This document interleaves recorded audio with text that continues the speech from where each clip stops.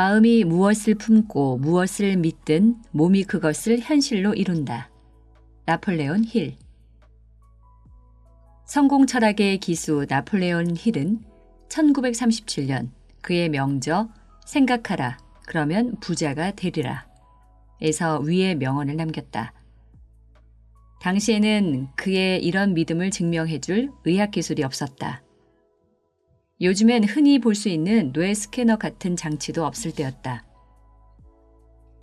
힐은 원하는 바를 머리에 명료하게 새기고 진정으로 소망하면 그것을 성취하게 된다고 주장했다. 이제 과학이 발전해 힐의 주장 같은 진술의 진위를 과학적으로 따져볼 수 있게 되면서 성취, 목표 설정, 자기 충족적 예언, 기도의 힘, 끌어당김의 법칙 같은 정신작용들도 과학의 영역으로 들어왔다. 뇌는 자아와 인격 형성뿐 아니라 인생의 성공과 실패에도 깊이 관여한다. 1장에서는 우리 뇌가 가동하는 기막힌 소원 성취 시스템을 알아본다. 그 시스템은 바로 망상 활성계, RAS다. RAS는 익숙한 것과 생존을 위협하는 것, 당장 알아야 할 정보에 우선적으로 반응한다. 디스크에 저장해둔 컴퓨터 파일을 찾는다고 생각해보자. RAS는 뇌에게 파일 이름, 가령 해외여행 일정을 찾으라고 명령하거나 파일명 중 한 단어에 집중해서 검색한다. RAS의 기능은 생각도 실체이며 따라서 생각끼리도 인력이 있다는 끌어당김의 법칙과 무관하지 않다. 마르쿠스 아울레리우스가 말하기를 사람은 그가 온종일 생각하는 대로 된다고 했다. 그 말이 사실이면 나는 지금쯤 여자로 변했어야 한다. 스티브 마틴. RAS에는 일종의 내장형 GPS가 있다. GPS를 이용한 길 안내 장치만 있으면 도시의 길들이 어디로 어떻게 뻗어 있는지 일일이 알 필요가 없다. 어디로 갈지만 결정하면 된다. 목적지 데이터를 입력하면 GPS가 원하는 곳에 데려다 준다. 가다가 엉뚱한 길로 빠져도 이내 다시 정상 궤도로 인도한다. 길찾기는 GPS의 위성항법 프로그램이 알아서 수행한다. RAS의 작동 방식도 GPS와 판박이다. GPS가 있으면 어디로 가겠다는 것만 알면 될 뿐 거기까지 가는 방법은 알 필요가 없다. RAS도 마찬가지다. 일단 목표와 목적이 수립되면 RAS가 그리로 연결된 것들을 알아서 선별한다. 경로에서 벗어나면 RAS가 바로 잡아준다. RAS는 열 추적 미사일과도 비슷하다.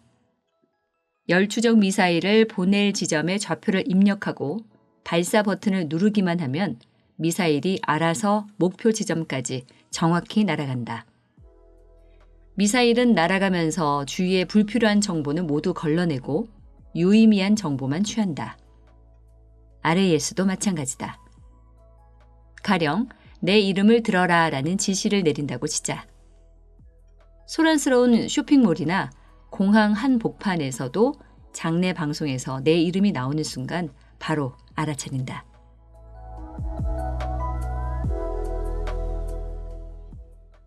과학자들에 따르면 RAS는 우리의 신념 체계도 제어한다. 기존 신념을 강화하는 정보만 알아보거나 선별하기 때문이다. RAS는 내가 현재 믿거나 궁리하는 것에 집중한다. 다시 말해 RAS는 내게 맞지 않은 정보를 걸러내서 내가 믿기로 선택한 것에 이르도록 돕는다. 같은 상황을 누구는 기회로 보고 누구는 난관으로 보는 것은 바로 이런 이유 때문이다. 돼지 눈에는 돼지만 보이고 부처 눈에는 부처가 보이는 것도 이런 이치다. 명백한 거짓을 진실로 믿는 사람이 있는 것도 RAS의 책동이다. 요약. 이로써 나폴레온 힐의 주장은 사실로 밝혀졌다. 현대과학으로 당당히 입증되었다. 우리는 자기 대화, 셀프 토크나 기대요법으로 RAS를 프로그래밍 할 수 있다. 긍정적인 기대를 하자. 그러면 RAS의 긍정적 행동 정보를 찾고 부정적 행동 정보는 차단하라는 명령이 자동 설정된다. 그러므로 내가 무엇에 생각을 기울이고 마음을 쏟는지가 중요하다. 그것이 내 잠재의 의식으로 스며들고 미래의 어느 시점에 현실로 발현한다. 이것이 우리가 가진 RAS라는 생체학적 여과 장치의 작용이다. 중요한 희소식이 있다. 우리는 우리 의도대로 RAS를 설정할 수 있다는 것이다. 우리는 RAS에 보낼 메시지를 의식적으로 선택할 수 있다. 다시 말해, 우리는 스스로의 현실을 창조할 수 있다. 이것이 뇌관에서 뻗어나온 작은 신경섬유 다발에서 벌어지는 마술 같은 사실이다. 마술의 곡간은 바로 망상 활성계, RAS다.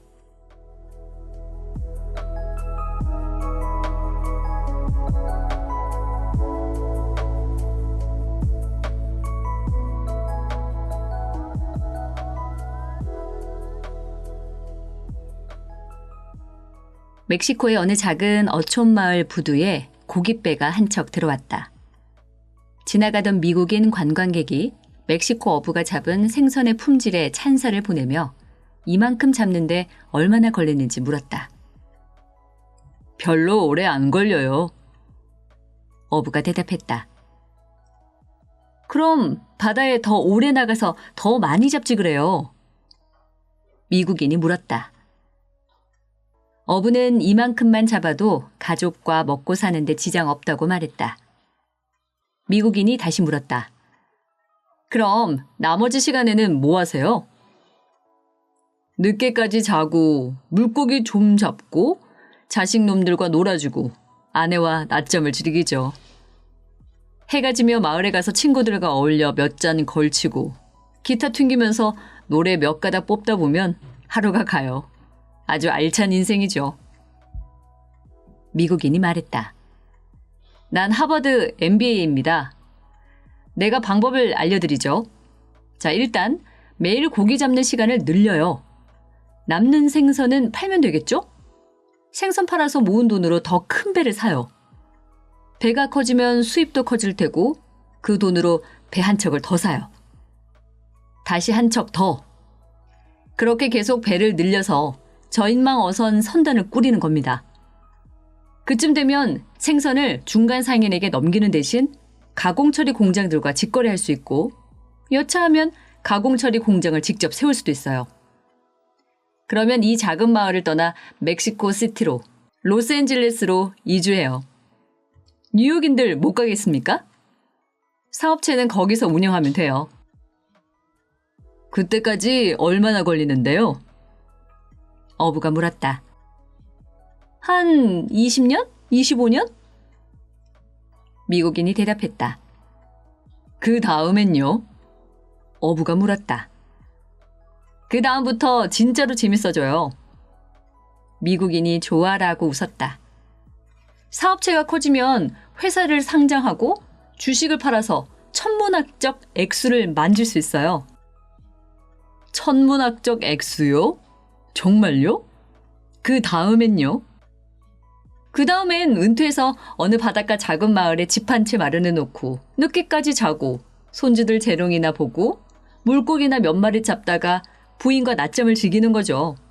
해가 지면 마시고 노래하고 기타 치면서 친구들과 신나게 놀고요. 누구에게나 인생의 야망이 있다. 뭔가 위대한 일을 하고 싶다는 야망. 당신도 그런가? 그 비밀을 언제까지 비밀로 품고 있을 생각인가? 많은 이들이 자신이 인생에서 정말로 원하는 것이 무엇인지 잘 알지 못한 채 생을 마감한다. 많은 사람들에게 출근길은 지옥길이다. 많은 사람들이 빈털터리로 노년을 맞는다. 많은 사람들이 암과 심장병 같은 질병으로 사망한다. 늙어서 자연 사는 사람은 드물다. 내가 인생에서 원하는 것은 무엇인가? 얼핏 들으면 쉬운 질문이다. 쉬우면 뭐하나? 사람들은 답을 알아내는 과정을 밟지 않는다. 사람들은 보통 이런 질문들과 씨름한다. 무엇이 성공인가? 나는 어떤 사람이 되고 싶은가? 어떤 경험을 하고 싶은가? 어떤 자산을 얼마나 축적하고 싶은가? 생각만 해도 가슴이 뛰는 것. 누구나 그런 것을 하고 싶은 내면의 욕구가 있다. 하지만 대부분 욕구로만 남고 실현되지 못한다. 인생에서 성취감을 얻지 못하고 결핍을 느끼는 이유는 자신이 원하는 것이 무엇인지 결정한 적이 없기 때문이다. 타인의 기대에 부응하는 삶은 헛된 삶이다. 당사자에게 불안과 불행만 가져다 줄 뿐이다. 우리는 자기 일에 열정적이고 누가 뭐래도 자기 길을 가는 사람을 존경한다. 그 사람의 인생 지향에 동의하지 않을 때도 그 열정만은 존경한다. 이제 결정을 내리자. 내 인생의 주도권을 내가 잡겠다는 결심. 남들이 요구하는 것이 아니라 내가 원하는 것을 하겠다는 결심이 필요하다. 시작은 간단하다. 하고 싶거나 이루고 싶은 것들을 종이에 쭉 적는다. 사소한 것도 좋고 그 어떤 것도 좋다. 다른 사람이 보면 웃겠지 하는 생각은 할 필요 없다. 어릴 적 꿈이지만 아직도 마음 한편에 남아있다면 그 꿈들도 목록에 포함시킨다. 마음이 동하는 아이디어가 있으면 그것도 기록한다. 적어도 10개에서 20개의 항목을 확보하자. 마음이 끄는 것을 모두 적자. 다시 말하지만 어떤 것도 좋다. 목록에 적는다고 반드시 거기에 전력 투구해야 하거나 반드시 저질러야 하는 건 아니다. 현재 내 관심권에 있거나 과거 어느 시점에 내 흥미를 끌었던 생각을 적는 것뿐이다. 목록을 작성한 다음에는 혼자만 알고 있거나 전적으로 신뢰하는 사람에게만 보여준다. 내게 영향력을 행사하려 드는 사람과는 목록에 대해 논하지 않는다. 이건 말도 안 된다느니, 저건 불가능하다느니, 참견할 사람도 피하자. 딴지와 타박을 봉쇄하자. 이 목록은 오직 나 자신에 대한 것이다.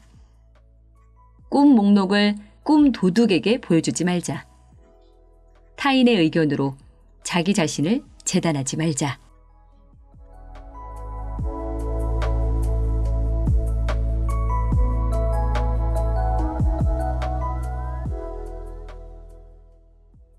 우리는 신문 잡지에서 무의식 중에 기사를 골라 읽는다. 신문을 다 훑었다고 생각했는데 다른 사람이 어떤 기사를 거론하며 읽었냐고 묻는다. 그런데 그런 기사는 본 기억도 없다. 신문을 다시 훑어보니 해당 기사가 대문짝만하게 나 있다. 심지어 전면 기사다. 그런데도 나는 보지 못했다. RAS의 표적 찾기 메커니즘이 내가 이미 입력한 생각과 발상에 연계된 것들만 선별적으로 보여주었기 때문이다. 예를 들어보자. 스포츠에는 관심이 많지만 꽃꽂이는 안중에 없는 사람의 경우 신문이나 잡지에서 운동 경기와 운동선수에 대한 기사는 눈에 쏙쏙 들어오지만 꽃꽂이에 대한 기사는 뻔히 있어도 잘 보지 못한다. RAS는 프로그래밍 내용과 관련된 것들은 기가 막히게 포착한다. 그러나 나머지는 무시한다. 호랑이만 생각하기로 작정한 사람이 있다고 치자. 어디를 봐도 호랑이에 관한 글과 영화와 정보가 있다. TV를 켜도 호랑이가 나오고 인터넷을 해도 호랑이가 뜨고 잡지에도 호랑이가 있다. 심지어 시리얼 상자도 5개의 광고판도 호랑이가 점령했다. 카페에서도 버스에서도 호랑이 얘기를 하는 소리가 들린다. 하지만 호랑이에 신경 쓰지 않으면 호랑이가 얼씬도 하지 않는다.